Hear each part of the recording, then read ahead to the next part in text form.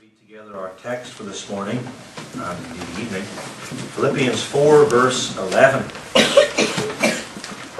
Not that I speak in respect of want, for I have learned in whatsoever state I am, therewith to be content. Especially the second half of that verse, of learning to be content in whatever state we are in. Within this chapter, Philippians 4, we have in verses 6 through 9 the threefold way of peace as opposed to worry and anxiety.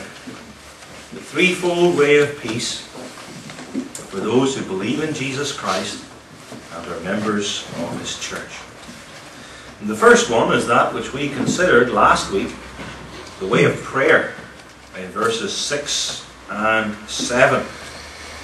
Do not be careful, do not worry, do not be anxious about anything. But instead, pray. Pray about everything that concerns you. Join your prayers with supplications, particularly earnest prayers, and mix those with thanksgiving. And so release or let be known to God all your requests as you pour out your heart to the Lord. The way of prayer, verses 6 and 7. And then in verse 8 we have the way of meditation. This verse tells us that there are 6 things, as it were, we should think about. Things that are true, as opposed to things that are false. Things that are honest, as opposed to dishonest things, just things, pure things, lovely things, things of good report. In short, the things of Jesus Christ and His kingdom. And then, as a sort of catch-all, the apostle adds, if there's any virtue, if there's any praise, whatever's worthy of these things, think about these. Reckon with these things. Take these things into account. Cogitate, meditate, mull over these things. And then you will know peace and not be worried. We could say negatively, don't mull over grievances or worldly cares or money, because if you think about those things, you will not have peace. But think on the things that are true and honest and lovely. And then thirdly, the way of prayer, the way of meditation. And then thirdly, verse 9, the way of obedience. Verse 9 says, the things which you have, 4 verbs, learned, received, heard and seen in me, do these things. That is, follow Paul, who follows Christ, follow any godly Christian, insofar as they follow Christ. Live that sort of life, and you will know peace. And all of these 3 things, the way of prayer, the way of meditation, and the way of obedience, these 3 things are, of course, related. And you could even say they're comprehensive. Those who have a living faith in Jesus Christ, who is the Prince of Peace, those who have a living faith in the one who made peace by the blood of His cross and bore the punishment for our sins, then must be active in prayer, bringing our cares and anxieties to the Lord, thinking about the right sort of things, and then obeying the Lord, exemplified by Christ and the godly behavior of Paul and any who follow Christ. And in this way, comprehensively now, of praying about these cares, thinking about the right things, and living, which embraces basically all of your life, that is the way of peace.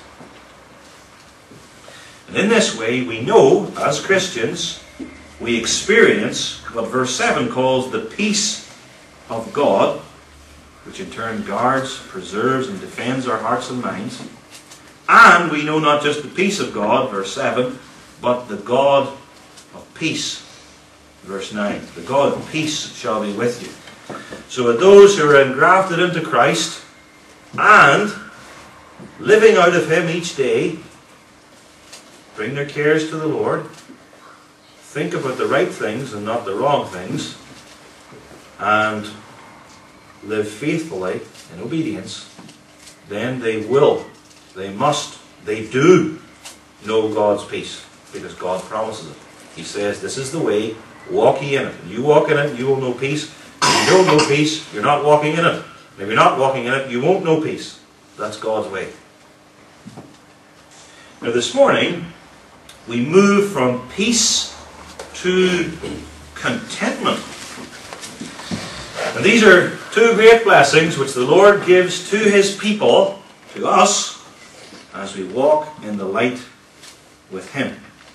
Peace and contentment.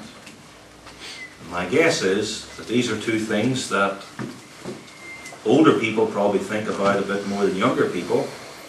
And younger people, as they get older, begin to think more about peace, contentment. These two Christian graces are closely related. Peace is, first of all, the fact that there is no enmity between us and God, but rather friendship and wholeness. Peace with God.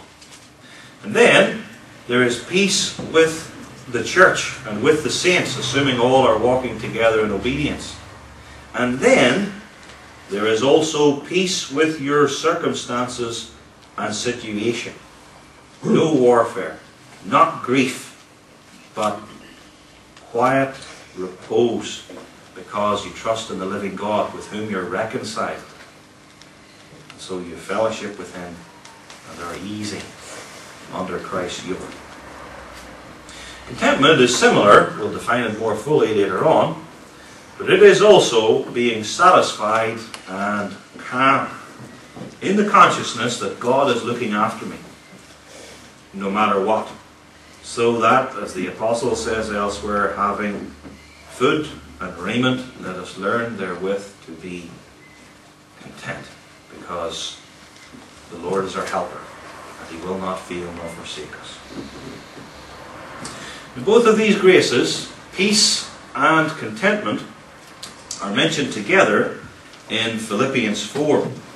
Peace is mentioned first, verses 6 through 9, and then verses 10 and following, in connection with the gift that Paul received from the Philippians, he brings up the idea of contentment. And here, Paul is in captivity in Rome, chained 24 hours a day probably to one or more Roman guards. He's in captivity in Rome, the capital city of Nero's empire. Most reckoning that this was in the days of that infamous wretch. And here's Paul in captivity in Rome, and he knows the peace of God and the God of peace, and he knows contentment too, because he says in our text, I have learned in captivity in Rome, I have learned in whatsoever state I am therewith to be content. This is the issue for us this morning, and you could say today, on this Lord's Day, contentment. Are we content? Am I content this morning? That is, am I content with God's way with me in all its regards in this world right now? Am I content with God's way with me all the time? Or are there certain times, and I'm not unaware of them either, says the believer, when I'm particularly discontent? And I know what the things are that make me discontent. We all can say that, no doubt.